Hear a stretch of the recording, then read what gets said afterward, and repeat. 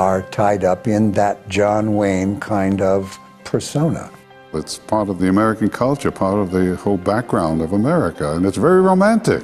I don't know what's our heritage. It's, the West was our frontier, and I just like Westerns. I think the public loves Westerns. I think they still love Westerns, and I don't know why they don't put them back on TV, because I think there's a huge audience for them. Together, they created the most popular genre of TV's first decades. They are the pioneers of television.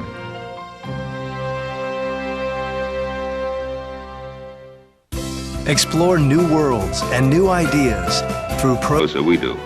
They created the characters we loved to idolize. I never wanted to be an actor. I got stuck in it and kind of liked what I was doing, had fun. It's my job to keep the peace here in town, and I'll do it. But I'll do it my own way. Big Jim Arness, that man was as big as a tree. I mean, he was huge. Now you stay away from that girl or I'll kill you. I mean it, I'll kill you. She was a groundbreaking woman. I mean, I think she never fit in any category. She did pretty much anything that she wanted to do. Paul! Oh, Paul, I'm so glad to see you. I think Daniel Boone was popular, well, primarily because of Fess Parker. And I think he himself was a very popular person. He didn't try to be a star. He just played his part up to the hilt. You're looking a lot better just since you joined this train. How are you making out these days? Well, I'll be frank with you, Major. I'm making an effort, but it sure ain't easy. They recreated a world we longed to visit. Westerns, to me, make an awful lot of sense. Because it's one of those kind of things that you can lose yourself in.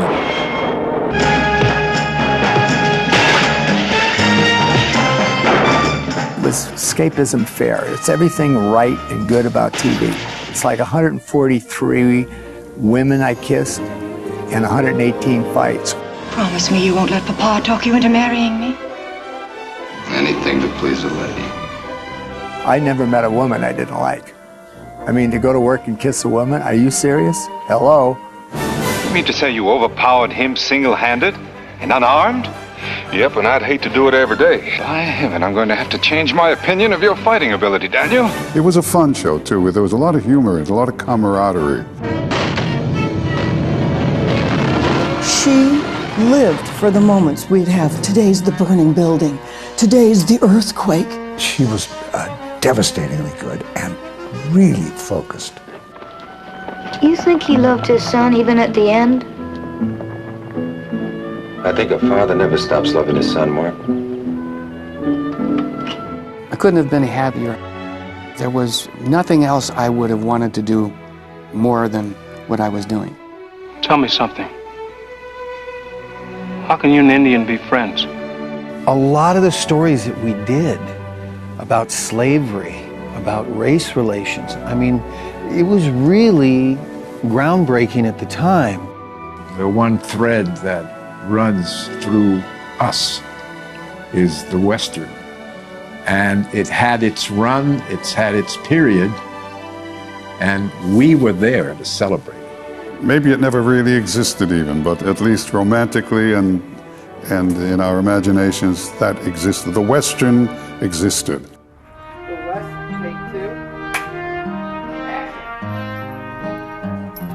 Decades before television, Westerns were going strong, a staple of the movies.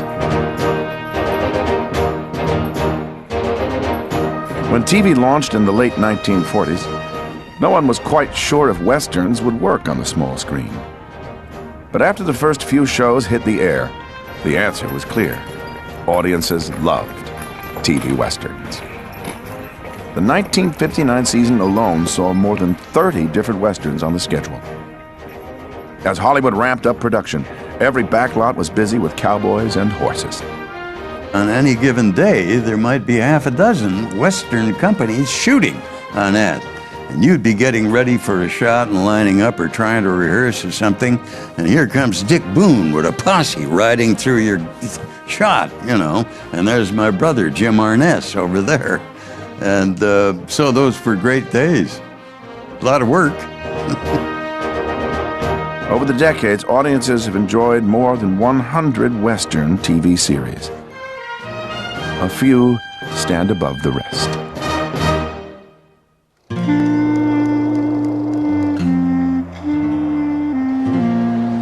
Central Oklahoma in the 1930s Dust Bowl. Perhaps the worst place in America to live. In the midst of the most severe depression ever.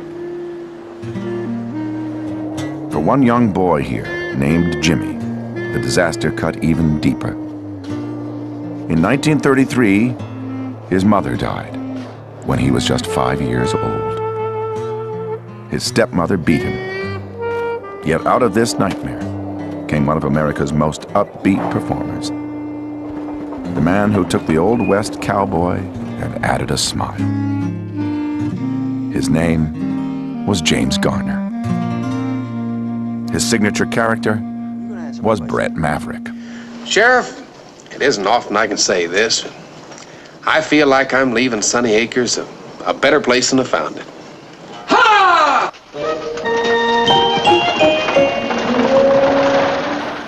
I never wanted to be an actor.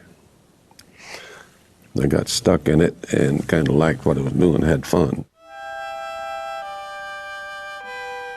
After moving to California in the 1950s, James Garner landed a series of small acting roles. But nothing quite clicked for him until he was picked to play Bret Maverick.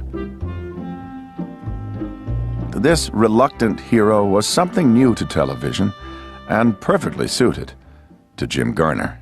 It was very new to me. It was all new to me. I didn't know what I was doing. Audiences found Garner's attitude so fresh and fun that Maverick quickly shot to the top of the ratings. If I did my homework, I could stay up and watch Maverick, and it was like a big treat for me. I just thought there was something about him that was just so special, and he was like my biggest hero on television. It wasn't just audiences that enjoyed James Garner's work. I think every woman who ever worked with him always felt that they had a special. I know I felt, oh no, we had something special, you know? He was just a real guy's guy and so nice to work with. I loved him. Loved him. Perhaps what James Garner's co-stars loved most was his ability to listen to their performances and react. A rare skill that was especially effective when Garner was teamed with a like-minded co-star. It makes it easier. Oh my God, yes. I get somebody like that, I can just bounce off him, watch him act. James Garner became so popular so fast that he soon saw opportunities beyond Maverick and left the series in 1960. But he wasn't done with Westerns. 10 years later, he returned with his personal favorite, a TV series called Nichols, and a string of popular Western movies. Hey, Jake, how do you think we ought to split whatever we find? 60-40? 60 for who and 40 for who? There, you see? See what gold does to men? We haven't even found anything, and already we're arguing about it. 60 for who and 40 for who? I just wish you could see the greed in your face. What you mean is 60 for you and 40 for me. Well, thank you, Jake. That's very generous of you. In his Westerns, and later on The Rockford Files, James Garner played a character who was different from anything else on television. Here was a good guy who avoided fights, who would rather leave town than face the bad guys. But audiences loved Maverick because they loved James Garner. Good afternoon, Mr. Maverick. Good afternoon, Mr. Bates. You think you've got me worried with this little maneuver, sitting here whittling, watching the bank? Well, I hadn't given it much thought. Do I? I carry a gun, and I haven't had a real good fight since I got to be a banker. Now, how will a fight get me back my $15,000? It won't. Got any other way in mind? I'm working on it. Maverick, you're a real clown. but you can see what he's thinking. He's one of those actors where if he's thinking, I want to get out of here, you can see that he wants to get out of here. Well, I'm just so pleased that people accepted my performances as they did, with a smile, and enjoyed them and gave them a little giggle. If James Garner played the anti-hero, then who best fit the role of the classic good guy, the brave, gun-toting, no-nonsense TV cowboy?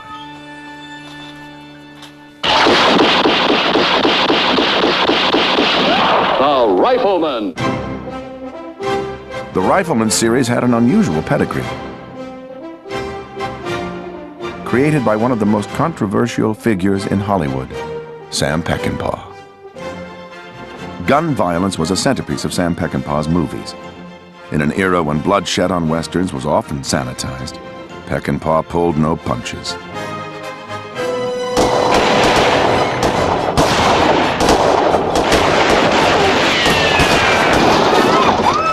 He brought a new kind of violence to the screen. It was the first time that you ever saw a bullet enter a person and go out. And you know, the explosion of the blood and everything else.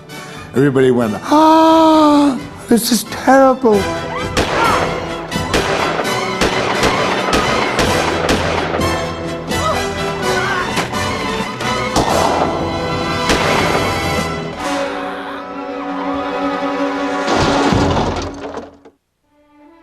While shocking to many, Peckinpah's appetite for screen violence was just one facet of a complicated and uniquely talented artist. He was gifted of God when he was born with this incredible ability to just smile at you and make you want to give him the best thing you've got.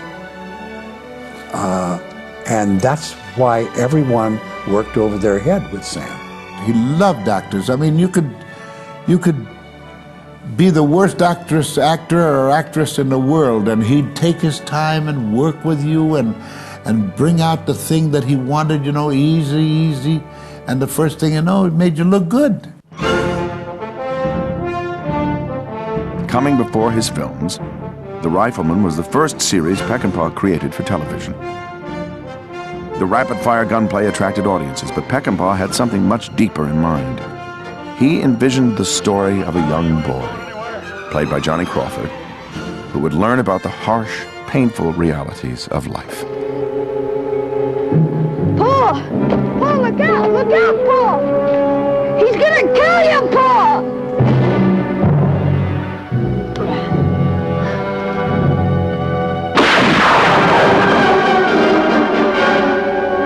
Stay low, Mark! Are you all right, son? Uh-huh. Get behind me.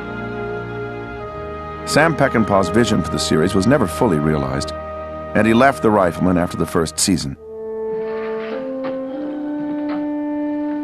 The gunplay stayed, but in Peckinpah's absence, the series developed a warm side, Sure is a favoring wind. highlighting the bond between father and son. Due east. Here was a loving, single father raising his boy, something no TV Western had seen before. You sure know a lot about a lot of things. Well, you will too, son, when you get to be an old man like me. They were pretty bold in showing the relationship of the father and son and having them express their affection for each other. The father, the rifleman, was played by an actor uniquely suited to a role that combined the tough guy and the tender father, Chuck Connors.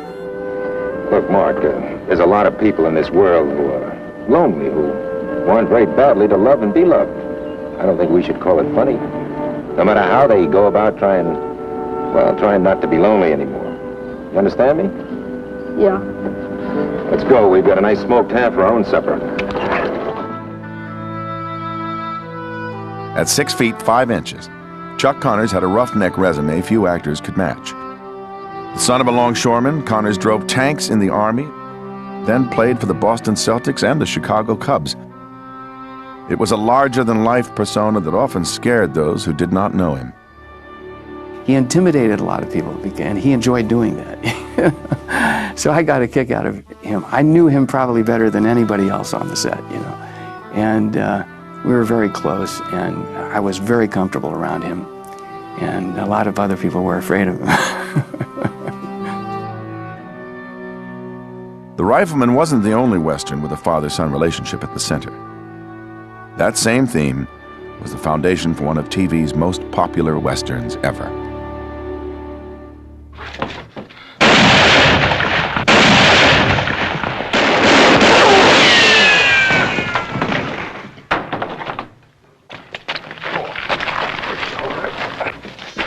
Feel all right, Pa? Yeah, I'm all right. Fine. You know something? You boys look awful good to me. Set in Nevada, Bonanza looked like a Western, but at its core, it was a family drama, centering on three sons and their father, Ben Cartwright, played by Lorne Greene. Not only was he a good Ben Cartwright, but he was kind of like the father of everybody. He was the father of the set. You know, everybody looked up to him like that. And I think Bonanza, a lot of his success was because of that family and the way they existed on the screen with their characters, with one another. We wouldn't be having all this trouble if you hadn't gone and lost that chili bowl I always fit on your head. Just take it easy. It's getting thin enough up there like it is. Keep your head still. Are you still putting that salad oil on your hair? Hog lard. Oh. What you so worried about? You ain't gonna look any different when I get done anyway. Yeah, but I'll feel different. When Pernell Roberts left the series, Bonanza didn't miss a beat, as Michael Landon and Dan Blocker picked up the slack. Dan Blocker was the most down to earth. He was the most like, you know, a guy that you'd go out and have a beer with. A fan favorite, Dan Blocker's affable nature showed through in his character, Hoss. Poor little outfit, you. All right, brother. Are you still playing nursemaid to that little dog you found? Well, I can't hardly help it none, Kenneth. This poor little critter hangs around. You smell something? Oh, it's me. Yeah, I was setting some traps for the wolves that were bothering the cattle. Caught a skunk in one of them. You sure did. Look here, when I get through with old Shorty here, why don't you jump in? When Bonanza premiered, Michael Landon was just 22.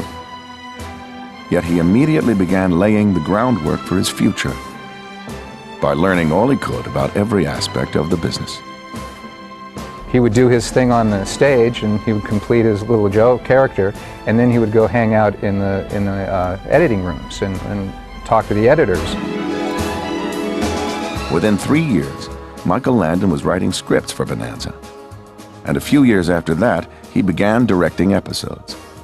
When Bonanza ended, Landon was perfectly positioned to create his own series. The equally popular Little House on the Prairie.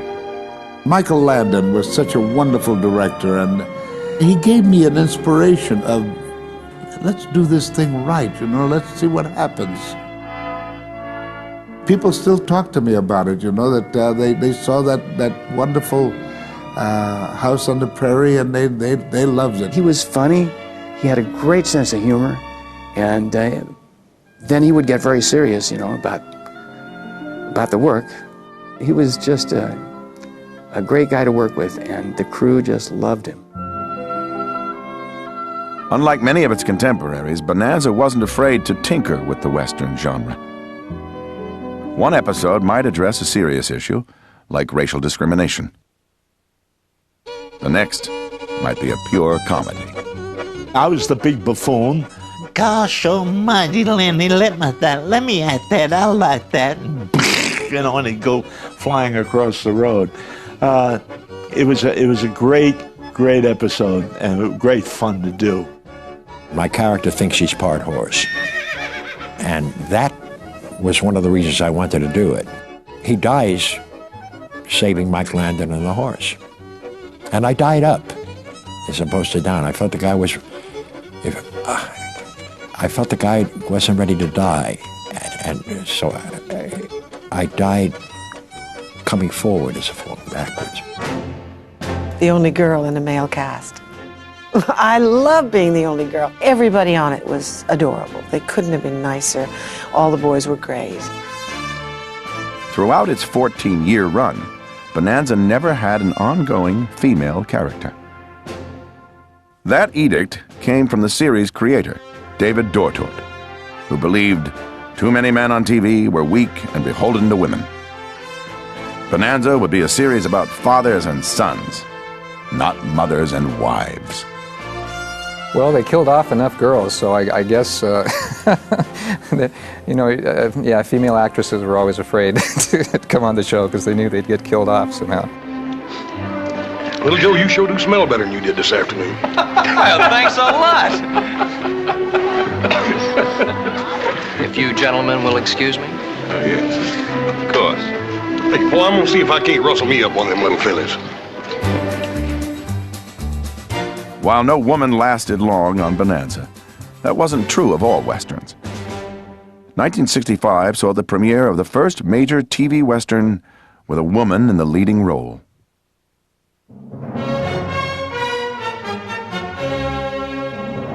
Barbara Stanwyck was a movie star long before The Big Valley. Best known for playing strong women, with a career that dated back to the 1920s. Oh, well, maybe that little kiss was worth it. Good thing for you. The last little kiss you get from this working girl. Backstage, Stanwyck was known as perhaps the kindest person in Hollywood, always showing an interest in even the lowest paid stagehand. I'm on a peace mission.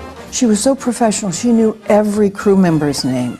She knew everything. Hey, Jack, how's your dog? Is your mother okay? Is your this okay? She did know everybody by their first name. She made it her business to do that because when you do that, she knew very well, they take extra care of you when you acknowledge the fact that they are there and you appreciate them. She knew their families. At the end of the day, she said goodnight to them. Everyone, well, they just loved her. They'd do anything for her. In The Big Valley, Stanwyck played the matriarch of the Barclays, a wealthy Western family. At a time when most women on TV were deferential, Stanwyck insisted on playing Victoria Barclay as a tough, no-nonsense leader. But in this instance, I am concerned because the wrong choice could be so very wrong. You don't have very much faith in your daughter, do you? Are you concerned for her virtue or the Barclay name? Oh, no. The Barclay name has withstood many severe blows in the past and will withstand many more in the future. Does that answer your question? She was a groundbreaking woman. I mean, I think she never fit in any category. She did pretty much anything that she wanted to do. Stanwyck's daughter on The Big Valley was played by Linda Evans, an inexperienced newcomer who had stumbled into acting a few years before at her parents' insistence. They made me take drama in junior high school because I was so shy I wouldn't get up and give a book report. So I was sort of forced to get into acting, but I wasn't thinking of it as a career. It was only a way to pass English. Almost by accident, Evans began landing small acting roles. She had no aspirations. Acting was just a way to earn some extra income. I kept thinking somebody was going to find out I didn't know what I was doing. You know, I was just so surprised. It was like I would go out for a commercial or a part and they would give it to me. And it would be like, don't they know? I don't know what I'm doing. And so I mostly showed up in terror, hoping that I could get through it and get the check and that nobody would notice. Landing the role of Audra on The Big Valley was a major career boost for Linda Evans. But as the first day of production grew closer, she became increasingly nervous about meeting a big star like Barbara Stanwyck. The minute that I met her, I knew.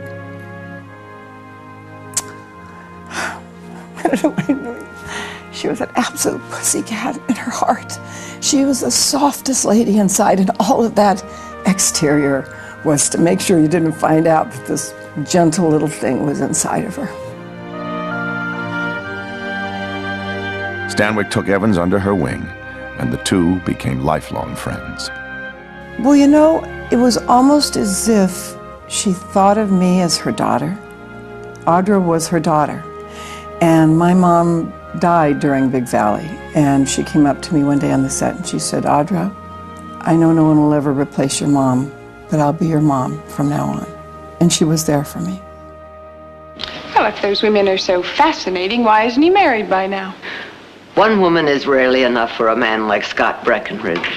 The need for conquest is too strong. They simply aren't the marrying kind.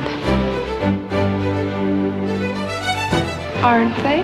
Perhaps the most important lesson Linda Evans learned from Barbara Stanwyck was to not be afraid of life, to cherish every moment, appreciate the joy of each day. Everything he touches turns to gold. She lived for the moments we'd have. Today's the burning building. Today's the earthquake. Or today, you know, it was like all of these things just, I would come to work and she would just be so excited we were going to do it, you know, and I'd be strapped to the wall and the walls would be on fire and I'd think, this is fun. And I ended up actually loving it. With two strong female roles, The Big Valley was unusual for a TV Western. But it didn't stretch the genre nearly as far as another series that premiered the same year. Perhaps the most unconventional Western ever.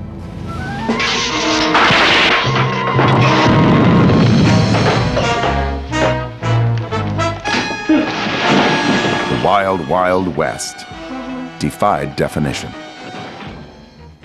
It was set in the Old West, with science fiction-like gadgets,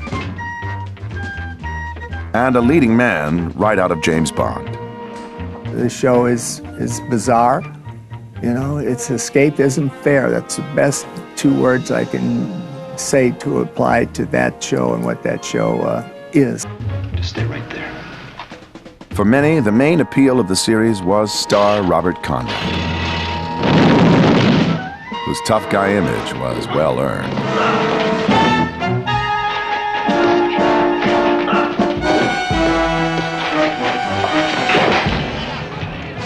When Robert Conrad was just 6 years old, his mother took him to a boxing gym in Chicago and insisted he learn to fight. He did.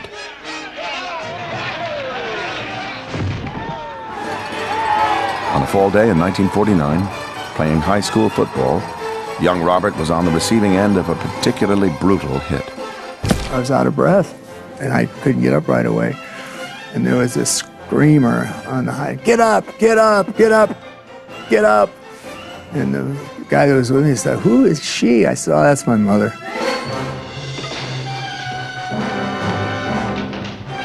Robert Conrad's physical skills were critical to the production of Wild Wild West.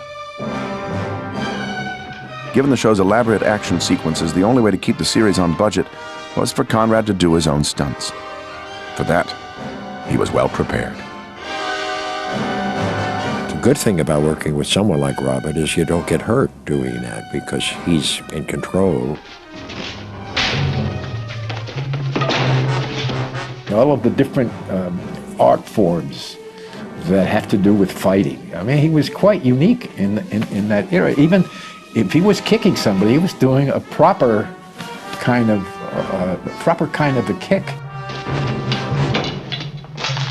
Well, it's like a dance routine. You know, it's the same thing. You practice certain steps when you dance, and when you do a choreographed fight, you do the same thing. So working with Robert was a pleasure because as we worked out the choreography, it was, you know, precisionally done and no one got hurt. No! The unexpected, Mr. West, to add a little spice to the struggle.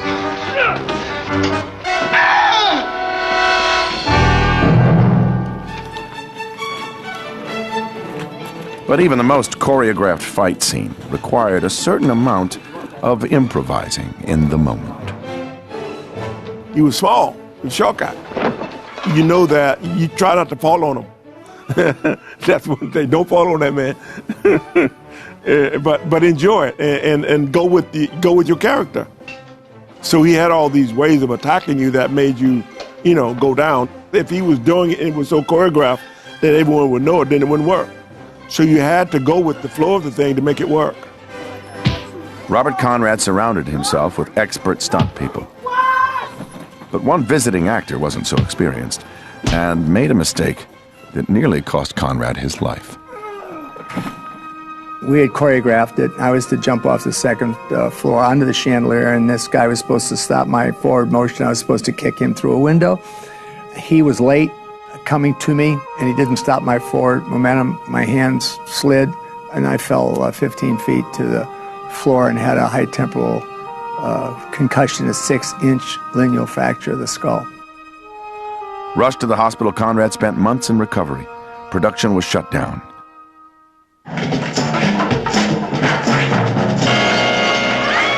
The following year, shooting resumed right where it left off, with James West on the floor. Robert Conrad insisted that the footage of his near-fatal fall remain in the episode. Wild Wild West wasn't a one-man show. Robert Conrad had Ross Martin to play off of. Sheila's very pretty and very charming, but I don't trust her.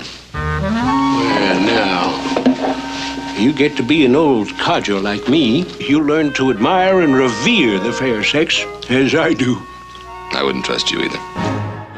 He was so totally different than myself. I mean, he spoke 5 languages fluently.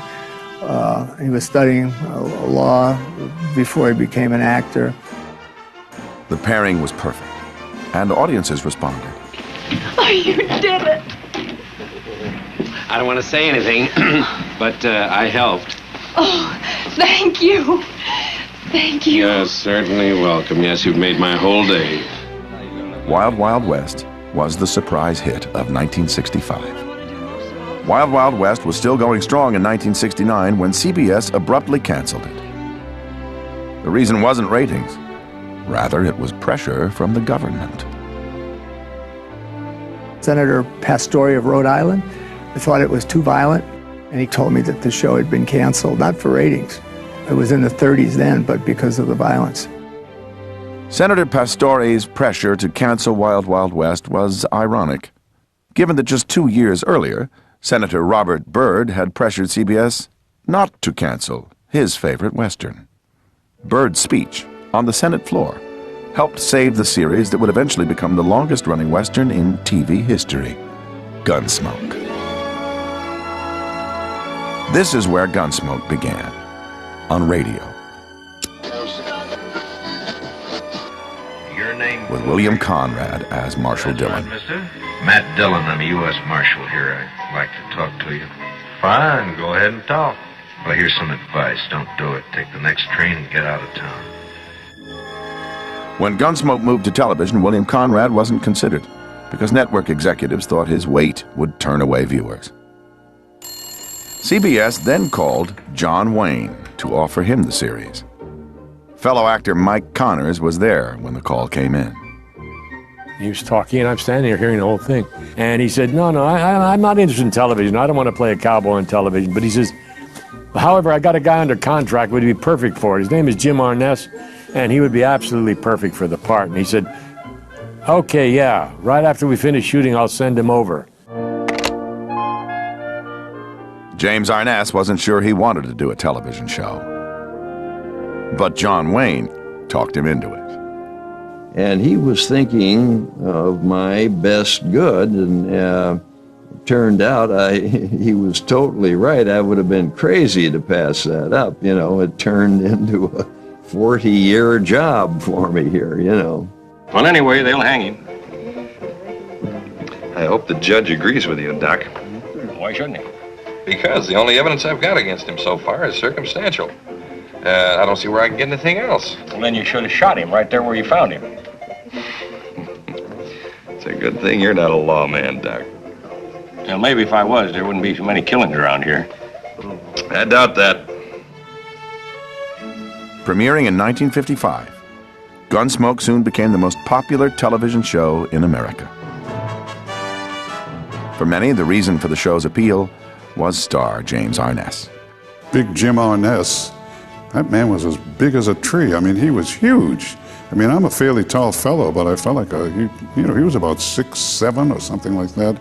And on screen, that huge power manifested itself, and it was a very popular show. Number one, I'd say it'd be Big Jim himself. Matt Dillon was a great character, and Jim is a great character, and he played it as a wonderful human being. Unlike previous Western heroes, Matt Dillon never wanted to draw his gun. He hated violence. If Matt Dillon had to shoot somebody, and you'd cut around to him, you could see the fact that he had just hated to have to do that, and he felt a sort of revulsion over it. And that's something I think hadn't really been done much, if at all, up to that point.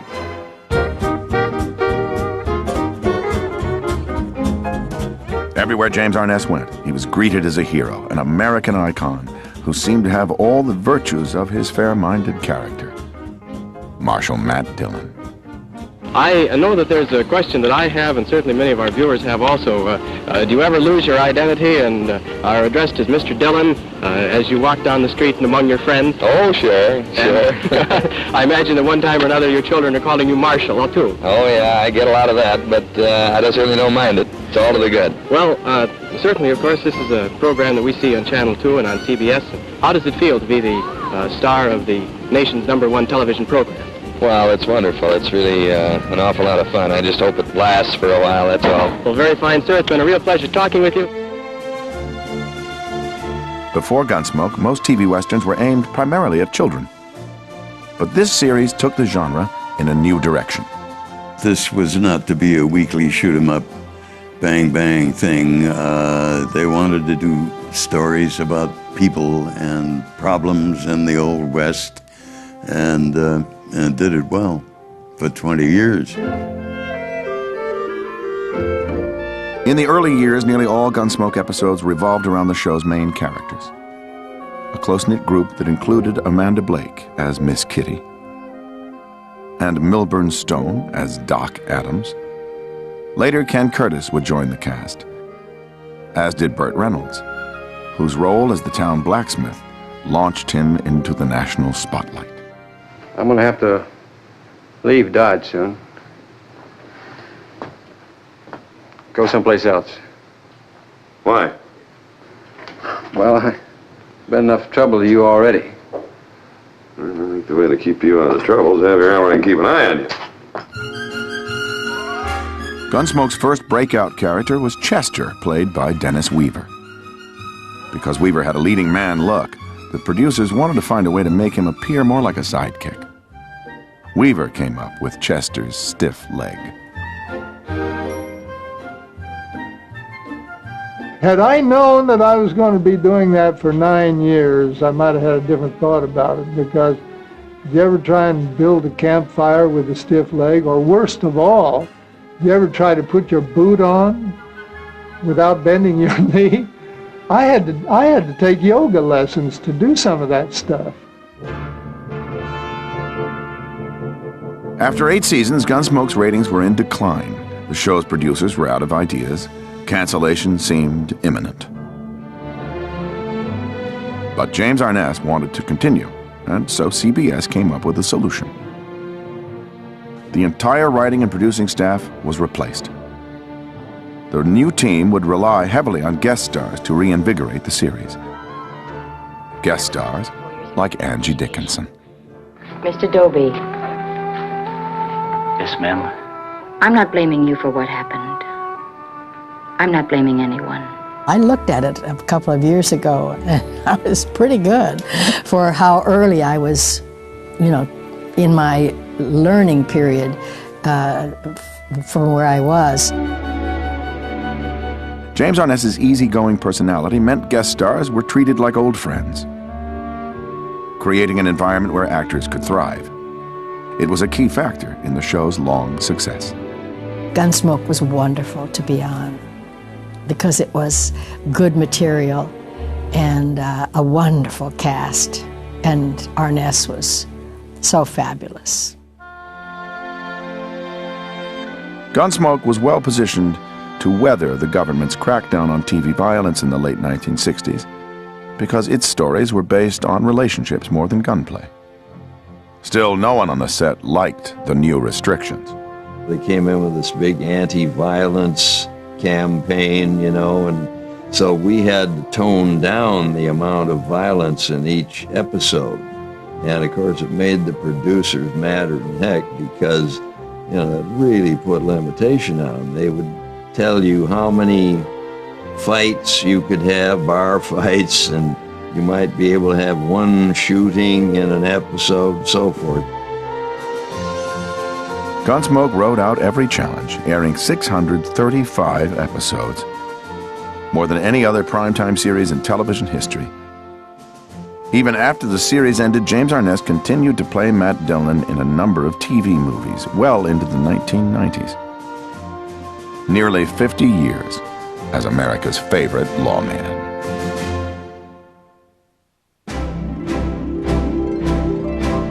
No one could match Matt Dillon for longevity, James West for toughness, or Brett Maverick for humor. But nothing quite compared to the Western hero that sparked a cultural phenomenon in 1954. The first merchandising craze of the baby boomer generation, Davy Crockett, starring Fess Parker. It was an enriching, rewarding, very memorable, and looking back, a loving experience.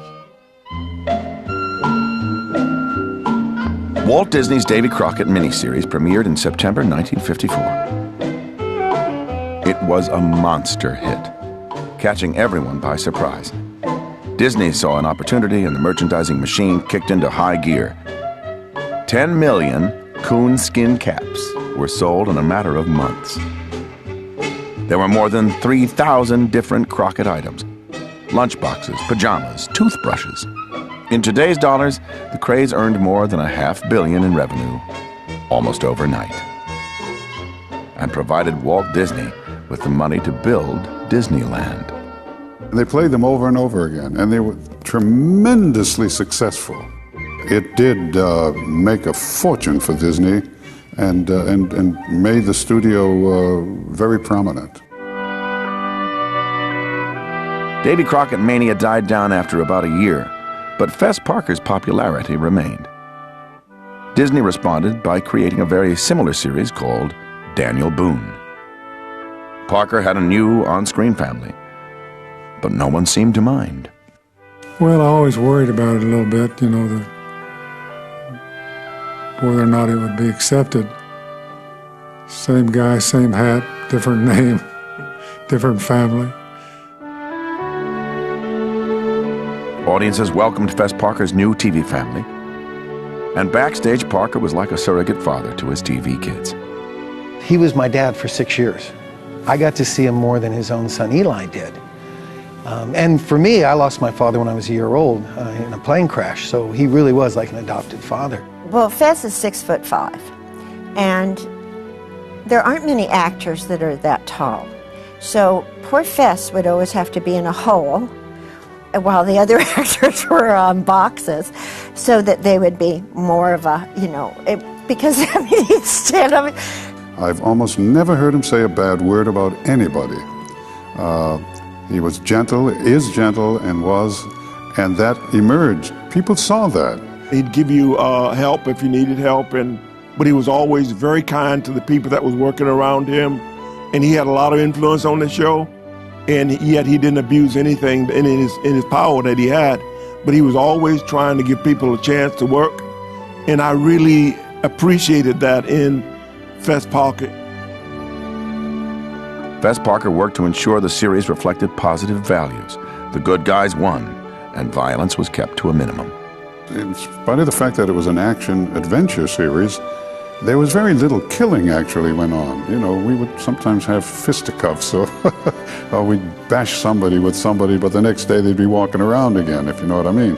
There was a certain, you know, we did shoot our flintlock rifles, but most of the times we missed, except for Daniel Boone, of course, he never missed. How can you and an Indian be friends? What's so peculiar about that? You're not the same color, the same race. Your people fight against each other. Well, a man's what he is regardless. don't think race or color has anything to do with it. In an era when TV was nearly all white, the Daniel Boone series regularly showcased African Americans in prominent parts. Rosie Greer, for example, had a recurring role as Gabe Cooper, an escaped slave who was a close friend of Daniel Boone. I was doubting the fact, could I do this? Because that was not my nature. I was afraid to talk and all that. And yet, it was wonderful, wonderful training for me. And I was playing a very good role. I wasn't one of those roles that you had to act up and be very ethnic. When I was 12 years old, they took my mama one way and me another. I swore that if I ever found out where she was, I was going to come for her. All right, say you find her. Then what? You're going to need some help. You're going to need money and furs, and I'm going to go with you. I don't need nobody's help to do this. Well, you're getting it whether you want it or not. A lot of the stories that we did about slavery, about race relations, I mean, it was really groundbreaking at the time, but we could do it in such a way that nobody was preaching, it was just part of the story. It was the right thing to do, and we got some really good performances. So I enjoyed very much working with people like Rayford Johnson, who was an Olympic champion. I'd like to thank you, but I don't know how. We'll talk about that when you're better. Right now, you need some rest. How much better can a man feel, Mr. Boone? My friends call me Daniel. Broadcast in an era of racial unrest, the series was especially careful in its portrayal of violence. One scene with Rosie Greer's character was cut when the producers had second thoughts about how the character's violent reaction to racism might send the wrong message to viewers in 1960s America. I was doing things like turn the wagon over, and of course they cut that out because they didn't want to show violence. Because violence is very provocative in terms of other people who are going through situations and they feel that they've been wronged. Daniel Boone wasn't the only Western to address issues of race, but very few TV Westerns had people of color in regular starring roles. Hey, amigo, what you doing here? Oh, I just thought you might like to know about those two new men that you hired. Yeah, what about them? They have left. One major exception was High Chaparral. Well, I think they went toward the Tucson Road. Tucson Road. I am going after them, in case you would like to join me and follow after them, all right? He could find humor in anything. He was always laughing, which some reviewers mentioned. Eventually, Henry Darrow as Manolito will stop laughing as much. And so, Manolito was a breakout character that suddenly thrust Henry Darrow into the limelight. Ironically, he had just changed his name from Delgado to Darrow to avoid being typecast. I'm not a Latin actor, Hispanic actor. I'm an actor who happens to be of Spanish heritage. Mexican characters were not new to TV Westerns. Cisco Kid and Zorro had been around since the beginning. For a professional knife thrower, that fellow is not so good, Pancho. Cisco, he's getting closer and closer. Hey, what are you worried about? He hasn't hit you yet. Cisco, this ain't no time for jokes, not even good ones. I wasn't joking, Pancho. What made High Chaparral different was that it presented a more realistic view of Mexican-American culture and family life, including Hispanic actors speaking in Spanish. And they'd say, Linda, Henry, you guys come up with some dialogue. And of course it would be in Spanish. I am Mrs. Victoria, no le digas nada. ¿Por qué no? On the surface, High Chaparral was a glossy, big-budget action western. But the series' more subtle message was that Mexicans, Anglos, and Native Americans all had a place in the American story. This theme of racial tolerance was repeated over and over on American television westerns, on Gunsmoke, Bonanza, The Rifleman, Daniel Boone. At a time in America when racial conflict was everywhere, TV westerns gave us hope. By looking back, they helped us see the future. From the mid-1940s through the mid-70s, television audiences enjoyed more than 100 different Western series. They reflected our attitudes and helped define us as a nation. Even today, when we imagine a sheriff or a cowboy or the Wild West, the image we conjure was likely created by a TV Western. The Western is us. All of the things that we think of as the American values are tied up in that John Wayne kind of persona. It's part of the American culture, part of the whole background of America, and it's very romantic. Well, I think the Western is the most simple version of a morality play that you can do. Those cowboys will bunch up and shoot it out with every man wearing a badge. Be the worst slaughter Dodge's ever seen. It's about as fool an idea as I've ever heard. The basic message of Gunsmoke was there's always going to be the duality. There's going to be the bad and there's going to be the good. And that most of the time, the good will win out. The loner, the man who faced the world by himself and by golly, won out. But at the end of the show, Dad puts his arms around his sons and says to the country, "We're okay. We're okay." The legacy of TV Westerns remains. The shows we loved, the heroes we respected. The pioneers of television.